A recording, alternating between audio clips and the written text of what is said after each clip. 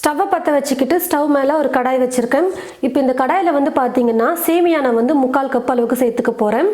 நான் எடுத்துருக்கிற கப்போட அளவு வந்து பார்த்தீங்கன்னா 250 மில்லி கப் தான். இந்த கப்பில் 3/4 கப் அளவுக்கு சேமியா எடுத்திருக்கேன்.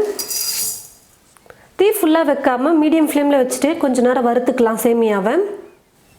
ஒரு பக்கம் சேமியா வந்து வறுபட்டுட்டே இருக்கட்டும், இன்னொரு பக்கம் வந்து நம்ம தண்ணியை வந்து காய வச்சுக்கலாம். சேமியா எடுத்த அதே கப்பில் தான் எல்லா பொருளையும் நம்ம அளந்து எடுத்துக்க போகிறோம்.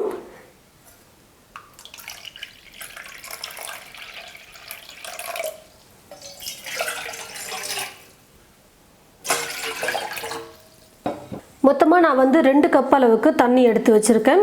இப்போ இந்த தண்ணியை ஒரு பக்கம் ஸ்டவ்வில் நம்ம சூடு பண்ணிகிட்டே இருக்கலாம், இன்னொரு பக்கம் சேமியாவை வறுக்க ஆரம்பிச்சிடலாம்.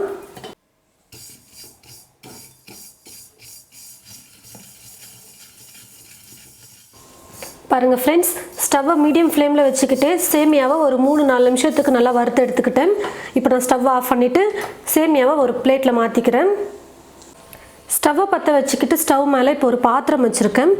பாத்திரம் நல்லா சூடு ஏறினதுக்கப்புறமா நெய் சேர்த்துக்க போகிறேன். 3 ஸ்பூன் அளவுக்கு நெய் சேர்த்துக்கிறேன். நெய் நல்லா காஞ்ச பிறகு கொஞ்சம் முந்திரி எடுத்து வச்சுருக்கேன், அந்த முந்திரியை சேர்த்துக்கிறேன். உங்களுக்கு முந்திரி திராட்சையோடைய அளவு எவ்வளோ வேணுமோ அந்த அளவுக்கு நீங்கள் அதிகமாக சேர்த்துக்கலாம், இல்லை கொஞ்சமாக கூட சேர்த்துக்கலாம், அது உங்களுடைய விருப்பம்தான்.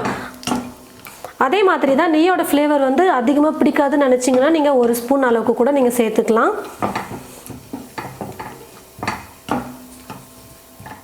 ஓரளவுக்கு முந்திரி வறுபட்டதுக்கு அப்புறமா உலர் திராட்சை கொஞ்சம் எடுத்து வச்சிருக்கேன், அதை சேர்த்துக்கிறேன்.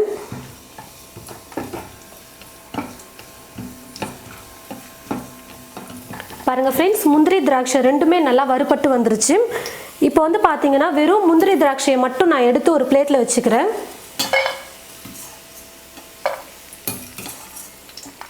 ஸ்டவ்வை லோ ஃப்ளேமில் வச்சுட்டு வறுத்து வச்சுருக்கிற இந்த சேமியாவை இது கூட சேர்த்துக்கிறேன். நெய்யோட சேமியாவை சேர்த்துட்டு ஒரு 30 செகண்ட் நீங்கள் வறுத்தீங்கன்னா போதும், ரொம்ப நேரம் வறுக்க வேண்டாம்.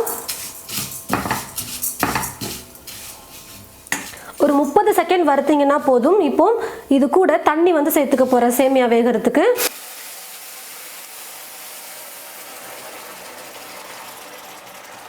நான் சேமியா வறுக்கும் போதே தண்ணி வந்து சூடு பண்ணிட்டு இருந்தேன் பார்த்தீங்களா, அது வந்து லோ ஃப்ளேமில் வச்சுட்டு இருந்தேன். தண்ணியும் பார்த்தீங்கன்னா நல்லா காஞ்சி வந்திருந்தது. இப்போ அந்த சூடான தண்ணி தான் நம்ம இப்போ இந்த சேமியா கூட சேர்த்துருக்கோம். இப்போ வந்து பார்த்தீங்கன்னா சேமியா வந்து நல்லா வெந்து வரணும், அது வரைக்கும் நம்ம நல்லா குக் பண்ணிக்கலாம். ஸ்டவ்வை வந்து இப்போ நான் மீடியம் ஃப்ளேமில் வச்சுக்கிட்டேன். இப்போ இன்னொரு பக்கம் கேஸ் ஸ்டவ்வில் வந்து நான் என்ன பண்ண போகிறேன்னு பார்த்தீங்கன்னா பால் வந்து காய வச்சுக்க போகிறேன். ஒரு பாத்திரத்தில் பால் சேர்த்துக்கிறேன். பால் வந்து 2 கப் அளவுக்கு நான் எடுக்க போகிறேன். தண்ணியெல்லாம் எதுவுமே சேர்க்காம நல்லா திக்காக பாலை வந்து காய வச்சுக்கணும். சேமியா வேகிறதுக்குள்ளே பால் வந்து ஒரு பக்கம் காய வச்சுக்கலாம். பாருங்கள் ஃப்ரெண்ட்ஸ், நல்லா நான் குக் பண்ணிக்கிட்டேன். ஸ்டவ்வை மீடியம் ஃப்ளேமில் வச்சுக்கிட்டேன். சேமியா வந்து நல்லா வெந்துருச்சு. கையில் சேமியா வந்து எடுத்து நீங்கள் இப்படி ப்ரெஸ் பண்ணிங்கன்னா நல்லா இப்படி உடையணும் பாருங்கள், அதுதான் நல்லா வெந்திருக்குன்னு அர்த்தம். நான் ஏன் ஸ்டவ்வை மீடியம் ஃப்ளேமில் வச்சுட்டே குக் பண்ணேன்னு பார்த்தீங்கன்னா, நான் வந்து பாலை சேமியா வேக வைக்கும் போது தான் காய வைக்க ஆரம்பித்தேன். அதனால் சேமியா வேகிறதுக்குள்ளே பாலும் காயணுன்றதுனால ஸ்டவ்வை மீடியம் ஃப்ளேமில் வச்சுட்டே நான் குக் பண்ணிக்கிட்டேன். சர்க்கரை வந்து பார்த்தீங்கன்னா 3/4 கப் அளவுக்கு நான் சேர்த்துக்கிறேன். சர்க்கரை சேர்த்துட்டு நல்லா கலந்து கொடுத்துக்கலாம். சர்க்கரை கரைஞ்சதுக்கு அப்புறமா நம்ம வந்து பால் சேர்த்துக்கிட்டோம்னா கரெக்டாக இருக்கும்.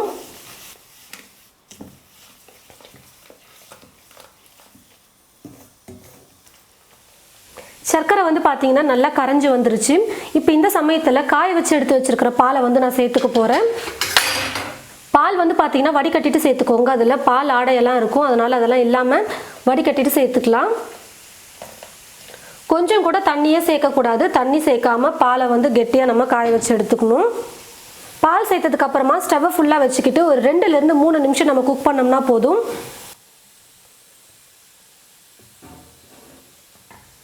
பாருங்கள் ஃப்ரெண்ட்ஸ், நான் வந்து 2-3 நிமிஷத்துக்கு நல்லா பால் சேர்த்ததுக்கு அப்புறமா குக் பண்ணிக்கிட்டேன். இப்போ இது கூட கடைசியாக ஏலக்காய் தூள் 2 சிட்டிகை அளவுக்கு சேர்த்துக்கிறேன். வறுத்து வச்சிருக்கிற முந்திரி திராட்சையை சேர்த்துக்கிறேன். எல்லாத்தையும் சேர்த்து நல்லா மிக்ஸ் பண்ணி விட்டுட்டோம்னா போதும், பாயாசம் ரெடி. இது கூட நீங்கள் கலருக்காக குங்குமப்பூ கூட சேர்த்துக்கலாம், டேஸ்ட்டாகவும் இருக்கும், நல்லா கலர்ஃபுல்லாகவும் இருக்கும் பார்க்க. பாயசம் வந்து பார்த்தீங்கன்னா நான் கரெக்டான பதத்தில் செஞ்சுருக்கேன், அதாவது கிளாஸில் ஊற்றி குடிக்கிற மாதிரி. நீங்கள் ஸ்பூனில் அள்ளி சாப்பிட்ற மாதிரி வேணும் அப்படின்னு நினச்சிங்கன்னா கொஞ்சம் லைட்டாக சூடாக இருந்துச்சுன்னா அந்த பதத்துக்கு வந்துடும். நம்ம ஸ்டவ்வில் குக் பண்ணும்போதே இன்னும் கெட்டியாக வேணும் நம்ம குக் பண்ணும்போது சூடு ஆற ஆற ரொம்ப கெட்டியாக வந்துடும். அதுக்கப்புறமா இந்த பதத்தில் இருந்தால் கரெக்டாக இருக்கும் நமக்கு சாப்பிட்றதுக்கும் சரி குடிக்கிறதுக்கும் சரி. சேமியா பாயாசம் பர்ஃபெக்டாக ரெடி ஆகிடுச்சு. இப்போ நான் ஸ்டவ் ஆஃப் பண்ணிடுறேன். பாருங்கள் ஃப்ரெண்ட்ஸ், சேமியா பாயாசம் நல்லா டேஸ்டியாக எல்லாருக்கும் ரொம்ப பிடிக்கக்கூடிய வகையில் நம்ம ரெடி பண்ணியிருக்கோம். நான் பாயாசம் பார்த்தீங்கன்னா நல்லா ஸ்வீட்டாக செஞ்சுருக்கேன். கொஞ்சம் சர்க்கரைலாம் கொஞ்சம் அதிகமாக போட்டு கண்டிப்பாக எல்லாருக்கும் ரொம்ப பிடிக்கக்கூடிய வகையில் இருக்கும். சரியான அளவு கொண்டு தான் நம்ம செஞ்சுருக்கோம். நான் ஏற்கனவே சொன்ன மாதிரி நல்லா சூடாக சாப்பிடும்போது உங்களுக்கு ஸ்பூனில் அள்ளி சாப்பிட்ற மாதிரி இருக்காது, குடிக்கிற மாதிரி இருக்கும்னு சொன்னேன். அதே பாருங்கள், கொஞ்சம் லைட்டாக சூடு ஆறிடுச்சு. கொஞ்சம் தான் ஆனாலும் பாருங்கள் புகைலாம் வருது. கொஞ்சம் லைட்டாக சூடாகிடுச்சு, அதுக்கே பாருங்கள் கொஞ்சம் கெட்டியாக வந்துருச்சு, ஸ்பூனில் அள்ளி சாப்பிட்ற மாதிரி. கரெக்டான கன்சிஸ்டன்சியில் நீங்கள் பார்த்து உங்களுக்கு எந்த பக்குவத்துக்கு வேணுமோ அது மாதிரி நீங்கள் பார்த்து இறக்கிக்கோங்க. ரொம்ப டேஸ்டியாக சூப்பராக பால்லாம் சேர்த்து நம்ம சேமியா பாயசம் ரொம்ப சிம்பிளான மெத்தடில் செஞ்சுருக்கோம்.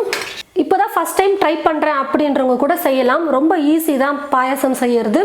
கண்டிப்பாக ஒரு முறையாவது நீங்கள் உங்களுடைய வீட்டில் இது போல் சேமியா பாயசம் ட்ரை பண்ணி பார்த்துட்டு எப்படி இருக்குன்னு மறக்காமல் கமெண்ட் பாக்ஸில் கமெண்ட் பண்ணுங்கள். இந்த வீடியோவை மற்றவங்களுக்கும் ஷேர் பண்ணுங்கள். இது போல் நிறைய ரெசிபிஸ் பார்க்க தமிழ் ஃபுட் மசாலா சேனலை மறக்காமல் சப்ஸ்கிரைப் பண்ணிக்கோங்க. கூடவே பக்கத்தில் இருக்கிற பெல் ஐக்கானை கிளிக் பண்ண மறந்துடாதீங்க. தேங்க்யூ.